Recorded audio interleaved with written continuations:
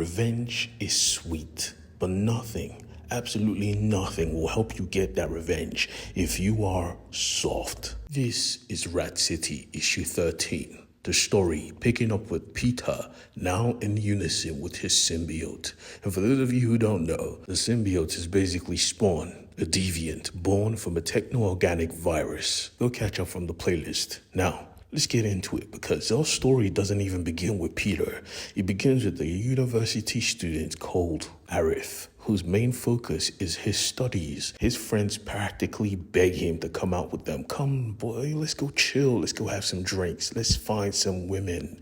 But he keeps saying no. But the truth is, he always wanted to go. But he has someone he's working for. And we see that exact person is his little cousin and his uncle. You see, his uncle was the man from episode 1 of this entire comic book run. He was a dangerous man, but at the end of the day, even dangerous men have families, even if they have taken many lives. This man clearly had love for his nephews. He protected them, he cared for them, and honestly, they loved him back. You see, Arif was one of those nephews, and he was in school. They never liked to bother him because he was more book-focused than his other cousin. But you see, Arif literally loved them to death. They were all he had left. As soon as the opportunity presented itself, he made a call, and his cousin went to pick up the phone.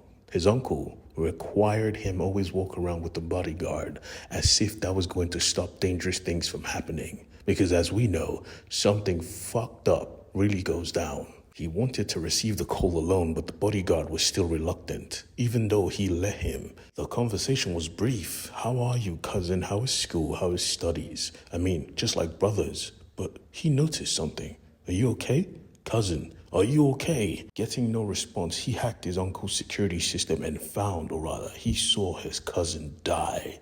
Literally, and it broke him. Just like that, he was gone from this earth. He couldn't breathe, he couldn't talk. All he could do was cry.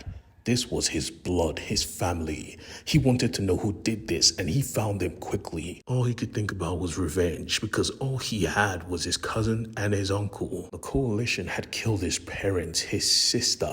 All he had was them. They took everything from him, and now they took his cousin, his last living relatives. He was going to get it back in blood.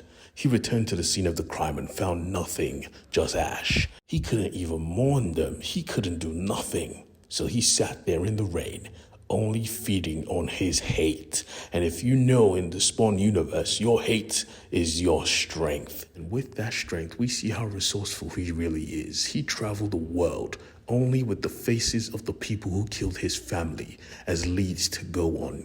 He went across the whole planet, and when he was done on Earth, he went to the moon base. Time went on and the hate only grew in strength, and when he found a sliver of their existence in New York, he booked his flight ticket ASAP. They asked him straight up, are you going there for pleasure or for fun? He said, I'm going there to meet some old fucking friends, bruh. He planned to end it all, completely forgetting the fact that these guys were clearly black ops. They found their way into your uncle's well-protected mansion, and you thought you could just pull up? You really thought that? Really? Well, that was really what he thought, because he did pull up to New York, and he found out already that 4 of them had already died. The last 2 were here, and he was going to find them, one way or another. Thankfully, he didn't need to search for too long because the driver was so distracted, he almost ran over someone. He almost ran over something. And when he came to, he saw what that thing was. It was Spawn. It was the Ratcity Spawn. And he was carrying a body. And that body was the body he wanted to see above everything else. Because even while Spawn ran away, even while he begged on the street and the driver just said, fuck off, he looked and he saw the face of Reese. It was fucked up, but it was still the face of Reese. And he said, pull the fuck over. Yes, him. I finally have them. He started chasing Spawn down, forgetting the fact that this guy literally looks like the Terminator right now. What the hell are you going to do? He didn't care. He chased him, And he must have not gotten the update that Spawn can shadow travel, because when he thought he had him trapped, he was just gone. He started crying like a little baby. I had them. I had them. I should have ended it. I could have ended it. I'm sorry, uncle. I'm sorry, cousin. But there was no need to apologize because help was here. A black cat and a black dog introduced themselves as the progeny. They were here to offer assistance because, yeah, boy, you ain't thinking. Even if you caught him realistically, you can do nothing. He is the devil's spawn. You're going to need help, and I recommend you follow us. He said, am I going crazy?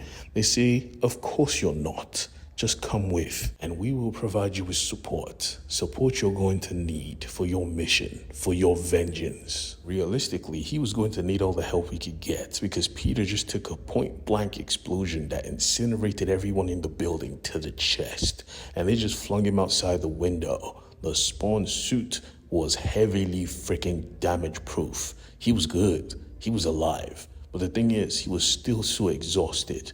So all of a sudden, the Spawn suit just started taking him somewhere. And he was actually terrified. Where the hell is this suit taking me now? Ooh, I cannot wait to find out.